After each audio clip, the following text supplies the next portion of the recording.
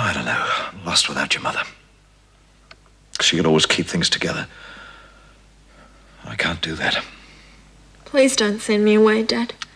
Sweetheart, I don't want to make your life even more miserable than it already is.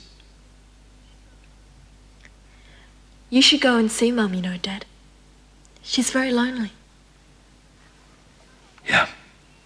Oh, come on, Barbara, let me in. Piss off and leave me alone. Look, where am I meant to sleep tonight? Why aren't you in your cell? Didn't you hear the bell? I can't get in. What do you mean you can't get in? Who's in there? It's Barbara. She's barricaded herself in. Listen, Davidson, this is Miss Bennett. Bugger off, Screw. You've got exactly 1 minute to open up this door and let me in.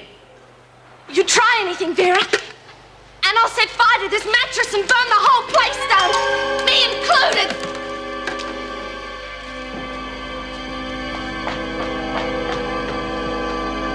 He's just a spoilt brat looking for attention. What do you propose to do?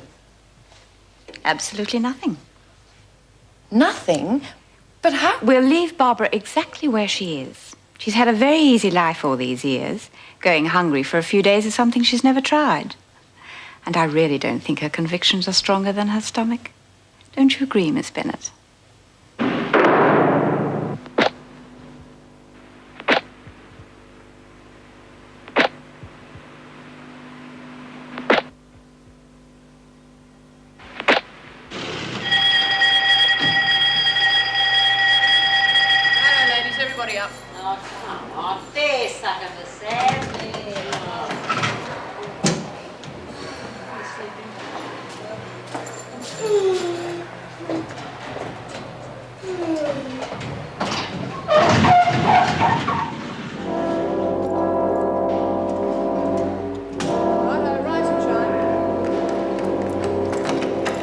Bet you a pound to a brick that Barbie doesn't last one day in that cell.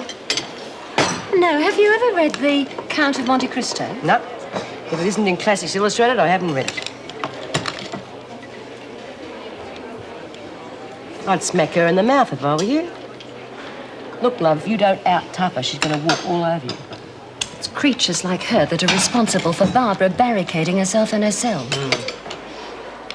Who are you calling a creature? Shut up, Doreen. Well, Barbara can lock herself in there for as long as she likes, but she's still got to face the inevitable. Sooner or later, she'll have to come out, and when she does, she gets it both ways. You see Vera Bennett letting her get away with it. That Bennett woman's got to realise that she's the main one that Barbara's hiding from. That's not going to stop our Vera from giving her a hard time when she does come out. You sound as if you're looking forward to it. Well, that's the way things are, love. And if you know what's good for you, you won't try and play Crusaders either. Got it? Roberts? The welfare officer wants to see you before lunch. OK, so they're only factory jobs. But they are jobs. Well, I'm sure you've done the best you can. Better than best, Mr. Warner. Lynn's got a choice. There's the shoe factory or the electrical works. Yes, but we're country folk after all, and I'm not sure our Lynn will be real happy working in a factory. Well, she's not exactly at home here in jail, is she? Have you any idea how difficult it is to get a job, any job, for a prison inmate? I didn't have much trouble. I beg your pardon? Well, it's a matter of who you know, really, isn't it? I don't think we're communicating. Well, an old army mate of mine, Sid Butterfield, he runs a nursery about a mile away from here, and he's agreed to help out. Well, I don't know if that'd be entirely satisfactory. But why? Well, there's a matter of supervision. I mean, at least in a factory, she has a foreman to keep an eye on her. A nursery, it's a bit of your wide open spaces, isn't it? Oh, you could do with some of that around here. Yeah, I guess so. You needn't worry about supervision. Sid's a tough old bird, and he won't take any look from anyone. Well, I will think about it, Mr. Warner. Why don't you go down there and check it out yourself? All right, I'll do exactly that. Right. I won't take up any more of your valuable time. Do you have to go back, Dad? I'm afraid so, love.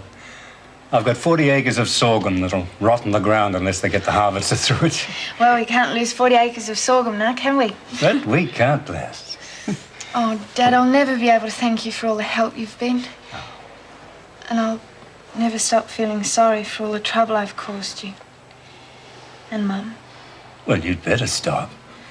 We can't have you moping around the house the rest of your life. Oh, no, really? Now, your mother gets out of the hospital on Friday. And the doctor says she's really on the mend. Also, I spoke to that social worker you've got here about the job at Sid's place. Do you think she'll approve it? Oh, once she gets over having her nose put out of joint, I think she might. Oh, she's not too bad, really. So, well, that's it, isn't it, really? It? 12 months. 12 months out of my life for being an idiot, and then it'll all be over like a nightmare. And that's the way we want it to be. We've always stood by you, your mum and I. We'll always be there, waiting, if you need us.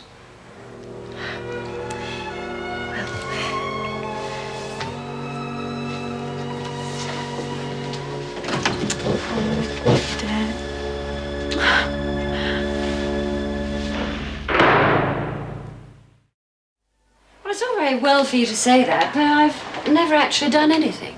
I find that hard to believe. A woman in your position doing nothing with her life. Well, I didn't want to go to university, and when I married Ken, I just wanted to make a nice, comfortable home for him. Oh, I did the usual things, the P&C committees, tennis with the girls every Thursday, but in terms of your idea of doing something, well, there just never seemed to be any need.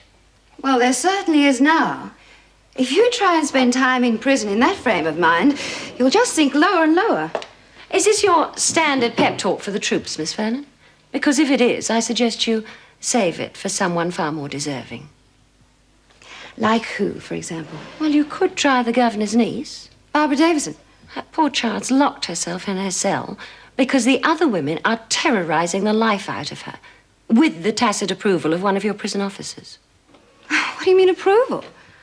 Maybe I should say active encouragement.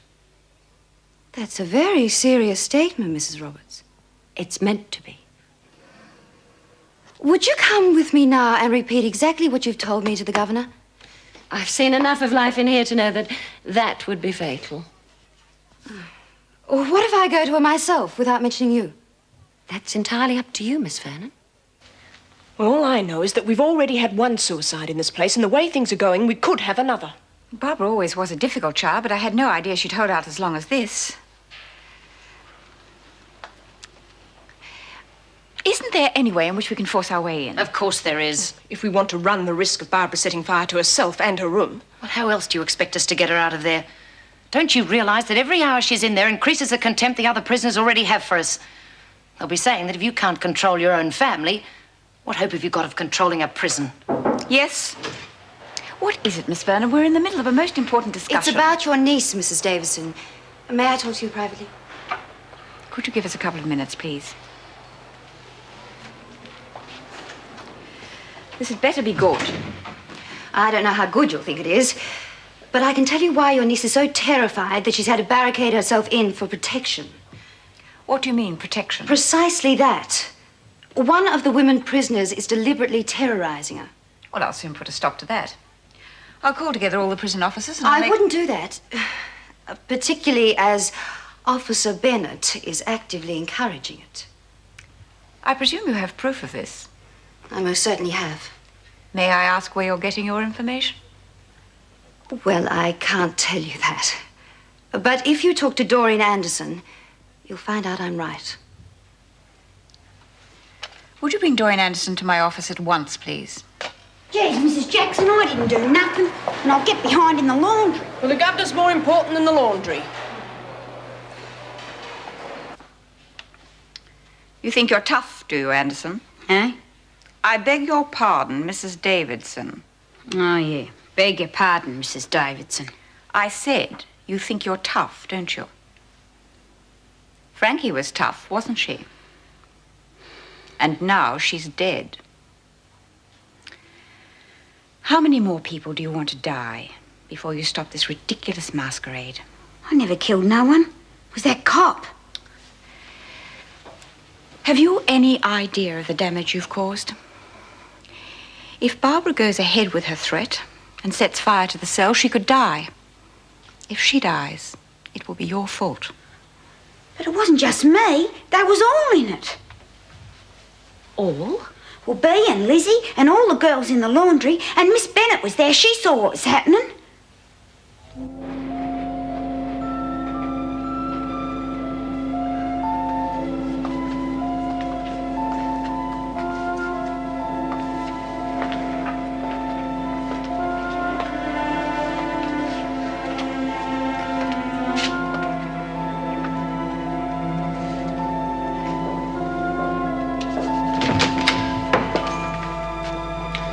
Relax. Look at me.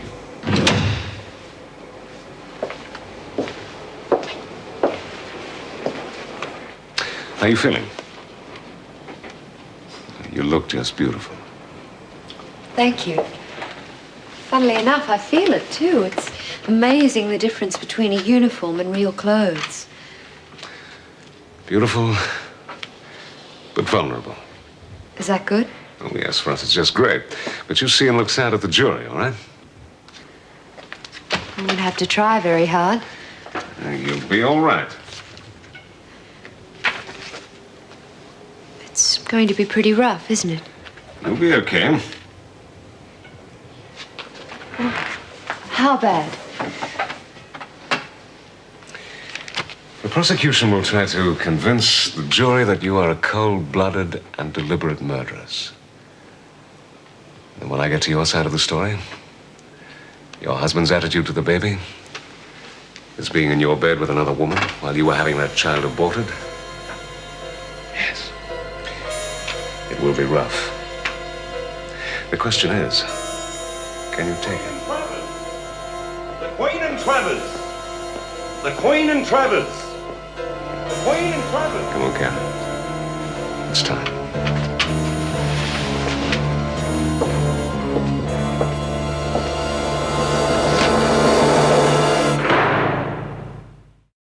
As far as I can see, your behavior negates any right you may have. Well, it's easy for you to judge, sitting up here in your nice, safe office. You don't have to handle a rabble day after day. If I did, I'd do a downside better job than you do. I've been with the department for years. No one has ever found fault in the way I do my job except you. Dear God, you can hardly call it finding fault when I have clear evidence that you stood by and watched one prisoner beat another one. What evidence? Just the word of one of those sluts? That is enough. I intend to report this. You can't. You know how these women say anything to get at me? Well, look at Smith and her disgusting friends and the way they tried to frame me on that bashing charge. And it was Barbara's statement that cleared you. Look at the way you're repaying her. You told me to treat her like any other prisoner. If this is the way you treat other prisoners, then you deserve to be reported. I'll let you know what I decide. In the meantime, I'll try to clear up this mess you've made with Barbara. And I want you to stay as far away from her as possible. With pleasure.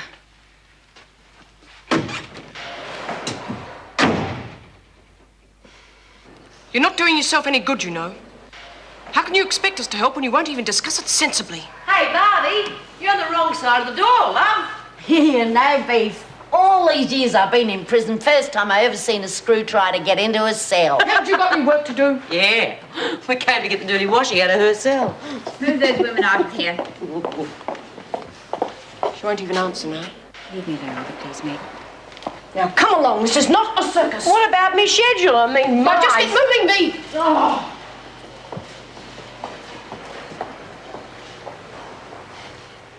Barbara, I know you can hear me, dear, so if you don't want to answer, at least listen. I've spoken to Doreen Anderson. She told me what happened. I've had a long and difficult session with Vera Bennett. Bet she was lying about me. Let's just say you won't have any more trouble with Officer Bennett. That I can guarantee you. I don't believe you. Now listen carefully, Barbara. In all the time we've known each other, have I ever lied to you? During all the difficulties and differences we've had within the family, I can't think of a single time. Can you? They'll tear me apart, Auntie. The other prisoners, they hate me.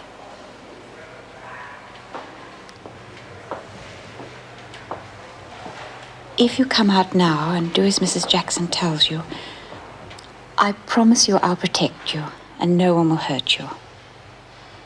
I give you my word.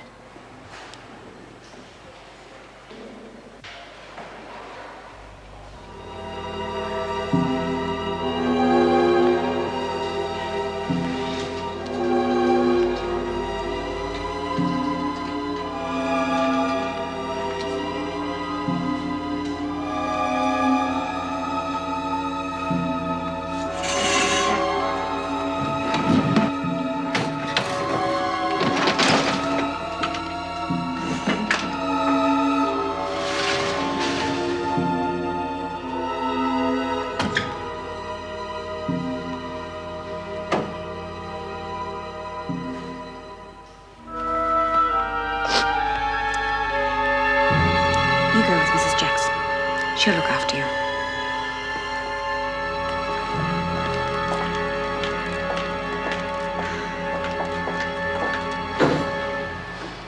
How is she? Well, I took her down to Dr. Miller. He's given her a sedative and she's resting there. Thank you. Would you like some coffee? Oh, thank you. Smells good. Come to any decision about Barbara? I think so. I intend to transfer her as soon as possible. Oh, that's a bit drastic, isn't it? You mean it's an admission of failure? No, I didn't say that. It is, in a way. She'd never get any peace with the other prisoners knowing of our relationship. And regardless of what I told her, I know damn well I can't protect her. No, she'd be better off in another prison. And I'd certainly be better off as soon as she leaves. Well, the other prisoners will come to accept her. In time, they always do. And during that time, we'd have nothing but trouble. Seems such a pity. It is. I've always tried to run this prison as a place of rehabilitation and reform. Just makes you feel a bit down when you realize you can't really rehabilitate someone as close to you as your own niece. Maybe Vera's right. Stand down and just keep stamping down. Oh, you can't believe that. I'll get her transferred as soon as possible.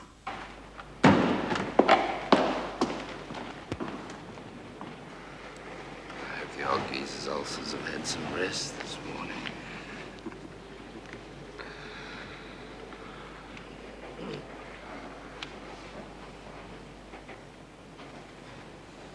Yes, Mr. Wilson. May it please the court, I act for Mrs. Travers in this matter. Very well, Mr. Wilson. You have the court's attention.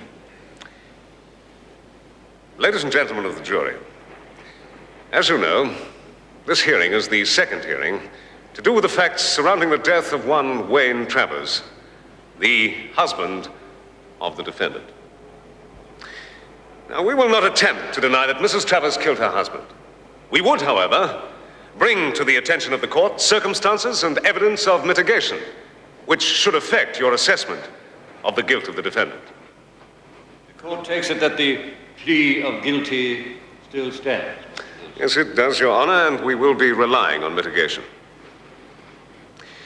I will bring evidence to show that at the time of the original trial, the defendant was in such a state of emotional turmoil as to preclude her from properly conducting her defense. I will show that the defendant, whilst not willfully perjuring herself, was not of sufficient clarity of mind to have the best regard toward her own interests.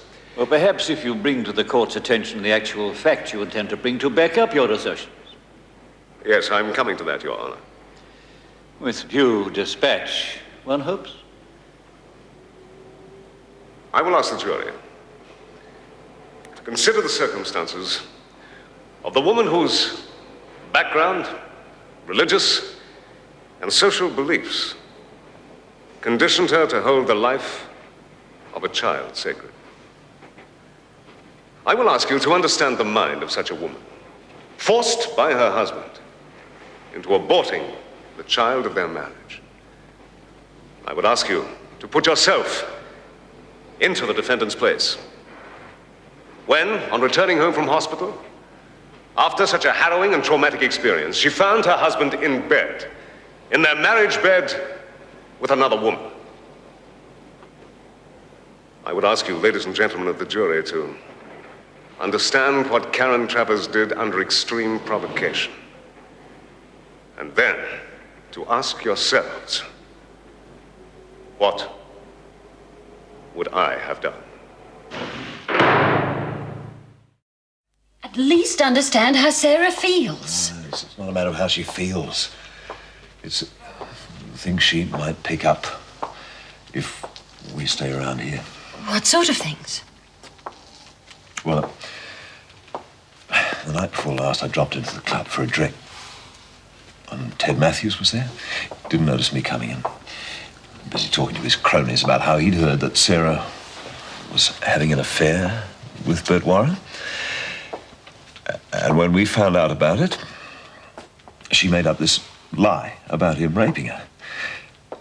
And you ran him down because you thought that he was going to expose Sarah in court. And that is the bloody gospel according to Ted Matthews. Oh, Ken. And I wasn't even man enough to punch him in the mouth. You tell me what's right for Sarah.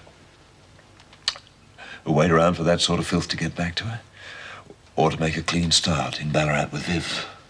No contact, Roberts.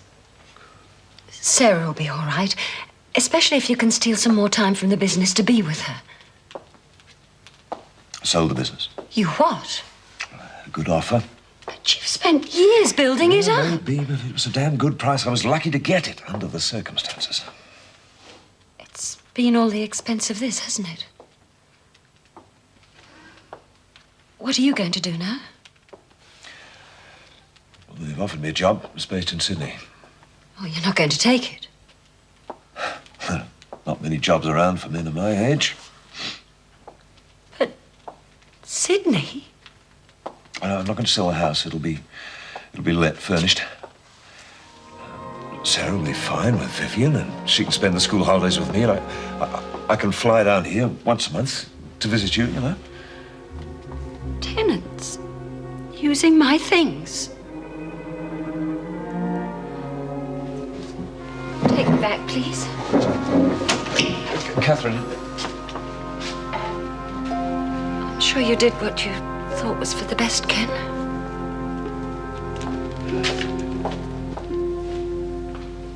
And nothing but the truth. You are Dr. George Barrett, and you conduct a medical practice at 47 Dysart Street, Paran. Is that correct? That is, sir. You were the family physician to the defendant and her late husband. That is correct. Well then, Doctor, did you examine Mrs. Travers during the past 12 months? I did. What was the result of this examination? Mrs. Travers was pregnant. I see. And what was Mrs. Travers' reaction to this news? She was delighted. She had often told me how much she wanted a child. Oh, really, Your Honor? We can't have what the sailor said, you know. Mr. Proudfoot is quite correct. You cannot consider the defendant's second-hand testimony as related by this witness. This pregnancy was confirmed some 7 months ago. Yes. May I draw your attention to the accused? Would you say that she is currently 7 months pregnant? She obviously is not. Is it your considered opinion, then, Doctor, that the pregnancy was terminated? Yes, Mr. Proudfoot. I think the court is a little ahead of you. All the witness is able to tell us is that the accused is, in his opinion, no longer pregnant. This he has done. You cannot ask his opinion as to how this state of affairs came about. Very good, Your Honor. If you continue to show such a lack of awareness of the rules of debate, Mr. Wilson, I may have to rule that your client seek other counsel in her own best interests. I assure the court, Your Honor, that that will not be necessary. You may continue your examination, Mr. Wilson. Dr. Barrett, during the time that you acted as physician for the Travers family, was there ever an occasion that you had to treat Mrs. Travers for any physical injury? Well, Dr. Barrett? Well, I didn't specifically treat her for any physical injury. But I do recall that when she came to pick up the results of her pregnancy test, Mrs. Travers had a badly contused eye. A contused eye, Doctor? Is there any other term by which the jury would know of such an injury? Yes. She had a black eye. A black eye. Thank you, Doctor. That is all. Dr. Barrett.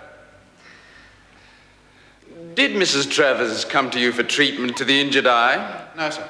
Do you know how the eye was injured? I have an opinion. The court is not interested in your opinions, Doctor. Do you know how the eye was injured? No, sir. Am I to take it that in your capacity as family physician, you were privy to the domestic situation of the accused and her late husband? To some extent, yes. Then I ask you, did the accused at any time suggest to you that her husband was a violent or abusive man? The question never arose. So, to the best of your knowledge, the Travers were a perfectly normal, happily married couple? As far as I knew, yes. Thank you, Doctor. That is all. Any further questions on redirect, Mr. Wilson? No, Your Honor. No further questions.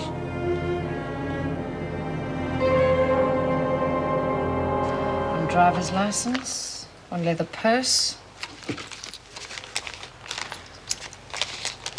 1640 cash, one yellow metal watch. It's gold. One yellow metal watch.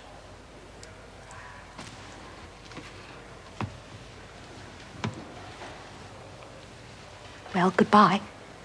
I shall come to visit you. Will it be the same as this place? Sign for your property, please.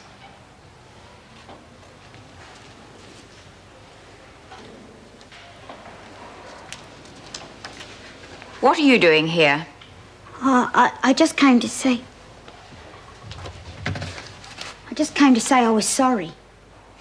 Sorry? Well, I really didn't mean anything.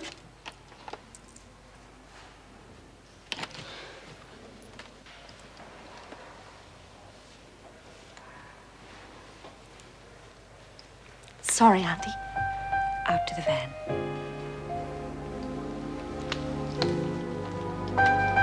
Oh, please. Doesn't matter how hard I try. I'm not really Frankie, am I?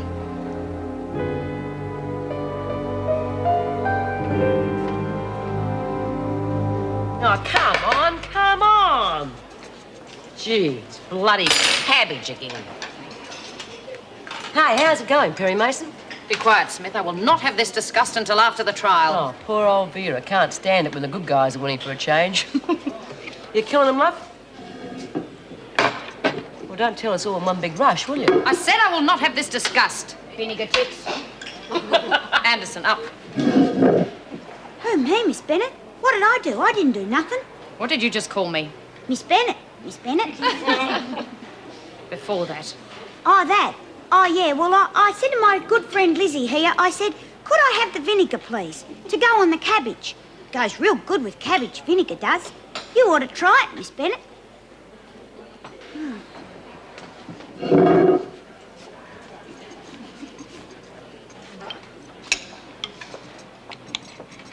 That fancy lawyer of yours delivering the goods? Hope he's doing more for you than did for Kate here. No, really, love. How is it going? Well, so far, not so good, Bea. Look, what are you trying to prove, love? 6 months you've been here and you haven't opened up to anyone. What do you reckon the odds are? Oh, don't you see, love? With your mum not at home and me having to sell up to pay for the trial, I've got to take what I can get and go to Sydney. Well, take me with you. I can't do that, love. Not to live in a one-bedroom company flat. Have you start a whole new education system in a new state? But I want to be with you.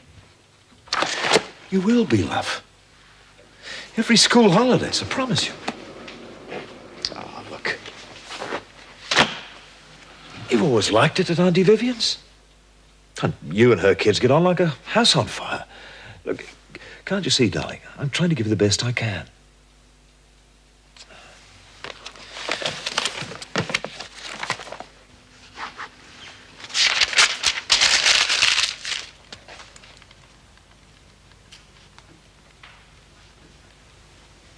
Writing a book, are we, love? Oh, letter to my husband.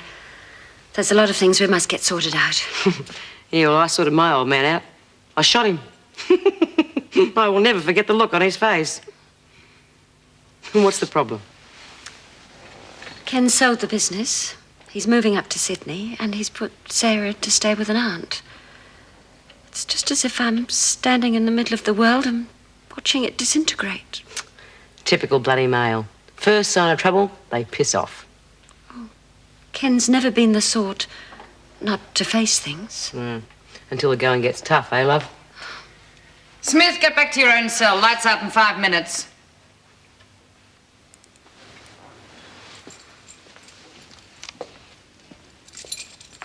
We were only having a chat.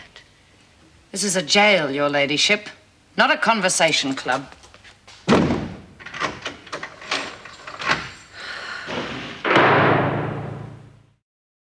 I just wonder if it's all really worth it.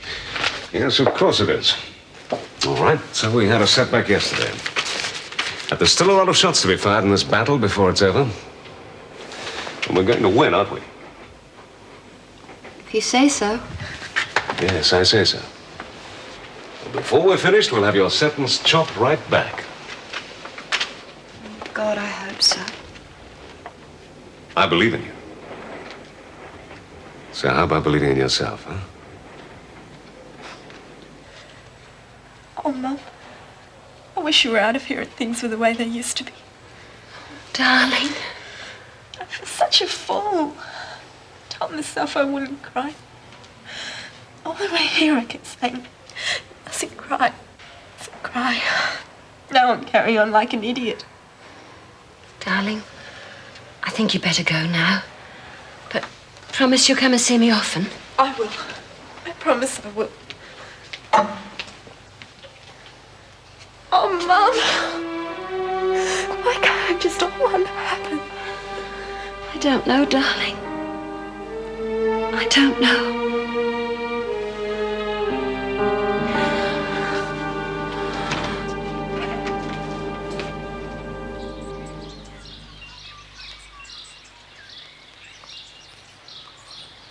Mr. Butterfield.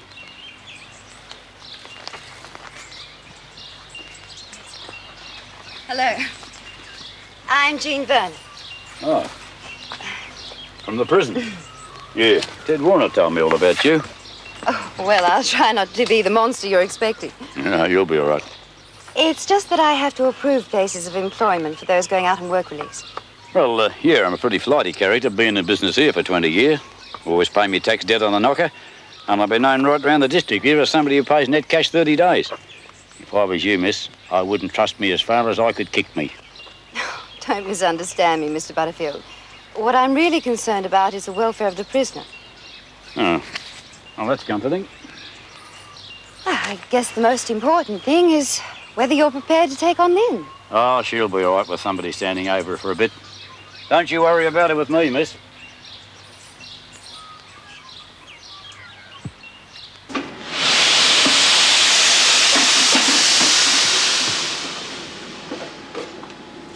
Oh, come on in, love, and join the workers. You both know Kate, don't you? Well, I've just had her promoted. You better be decent to her or I'll bust both your heads. Got any smokes? Sure. Rack off, Doreen. And don't worry about her, love. She's only as tough as we let her be. You ever folded sheets? Yes, of course I have. Well, I would have thought you had servants to do that, seeing you're so rich. Oh, I'm not rich. Oh, here, get on the end of this. Not rich?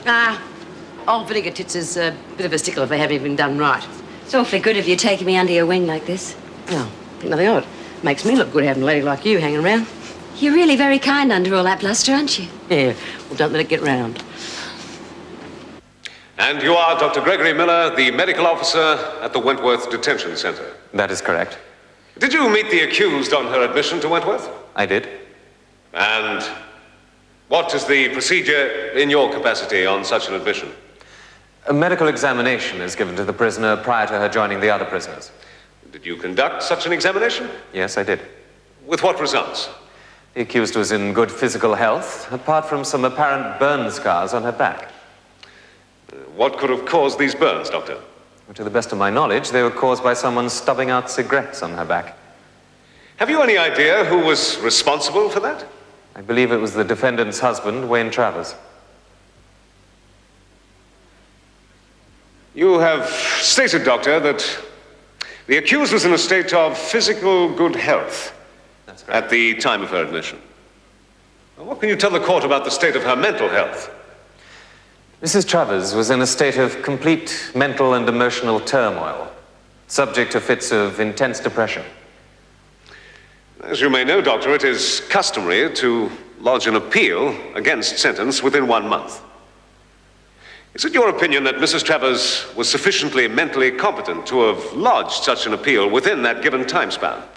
I don't think she was, no. Was Mrs. Travers pregnant at the time of her admission? No. Was there any indication that a pregnancy may have been terminated immediately prior to her admission? I couldn't say. I had no reason to conduct such an examination. In your considered opinion, Doctor, is it at all possible that Mrs. Travers' mental state could be attributed to her having had an abortion? That is entirely possible, yes. Thank you, Doctor. Tell me, Doctor, your qualifications would be the same as any normal general practitioner's? Certainly hope so. Psychiatry, I believe, is a highly specialized form of medicine. It is. And yet you, a general practitioner, diagnosed the accused's psychiatric problem and formed the opinion that she needed help and that the problems were caused by the breakdown of her marriage. That's correct. Did you, in fact, seek special psychiatric care for Mrs. Travers? No. And so you, a general practitioner, treated a highly specialized psychiatric condition? I felt perfectly confident to do so. The matter of the cigarette burns.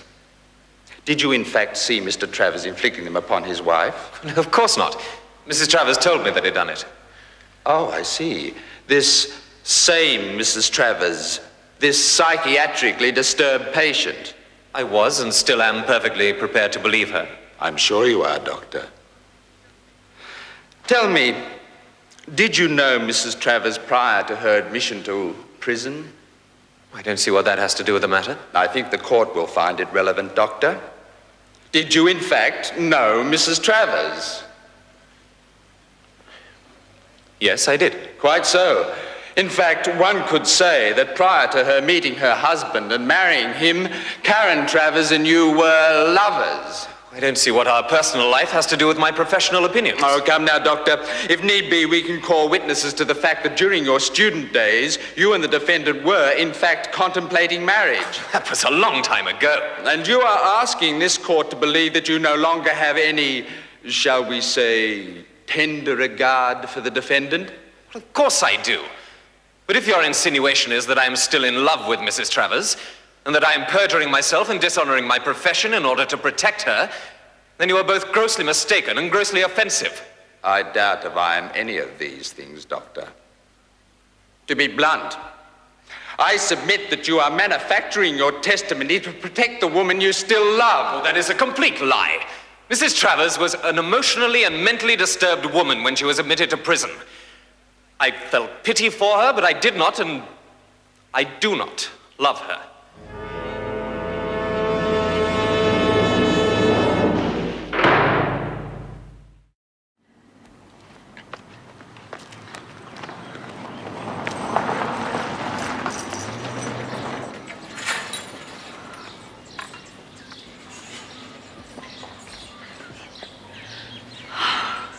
Oh, it's so beautiful here, Miss Vernon. I know I'm going to be happy. I hope so, Lynn. Listen, what's he like, Mr. Butterfield? Oh, he's all right, I think. But you mustn't expect everybody to be as understanding as he is. Well, I don't get you. Well, you're going to meet other people here who may be a little bit prejudiced because you're a convicted criminal. I won't do any harm. Fine. Just remember to keep your cool.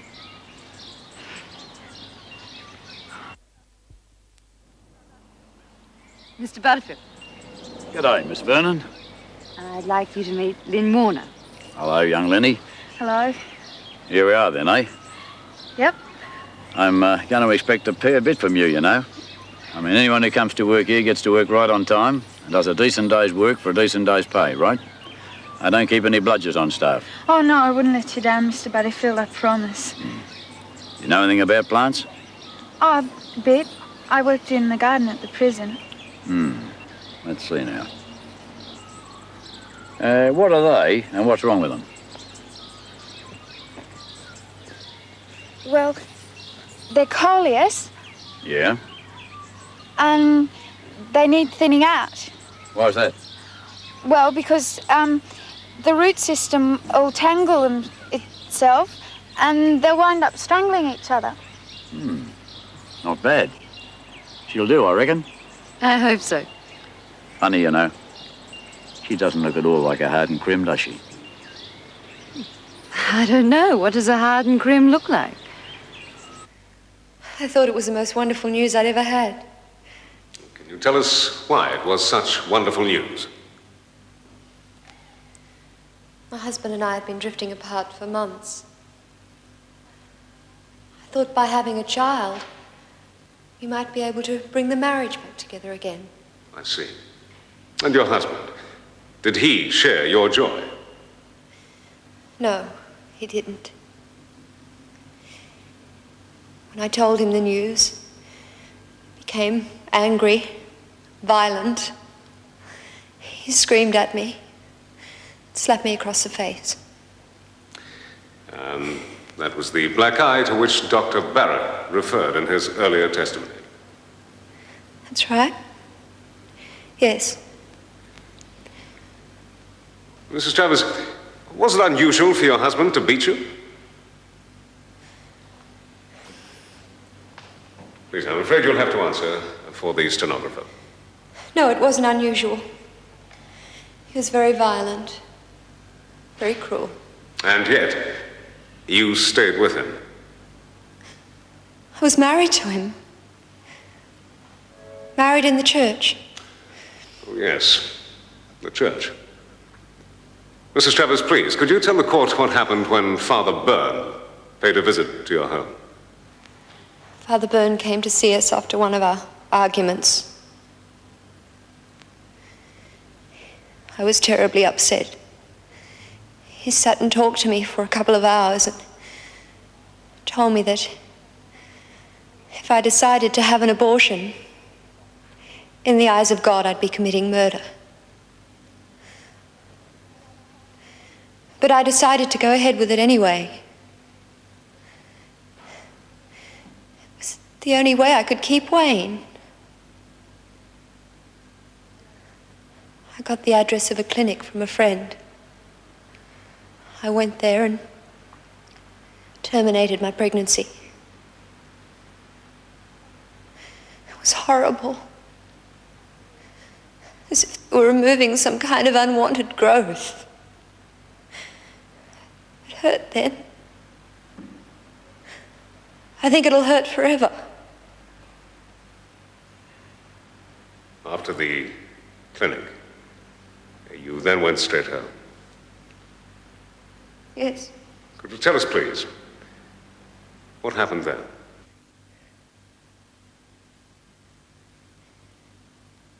I'll never forget. I felt so sick. I felt as if I was going to die. I walked in the front door, heard laughter upstairs.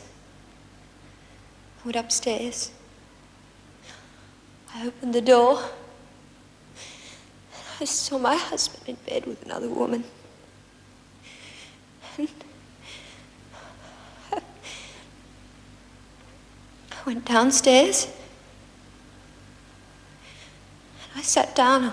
I had to collect my thoughts. I saw a knife. I went upstairs with the knife. The girl ran away. My husband was in the shower. I walked in and I stabbed him. And the water went red. Oh, red.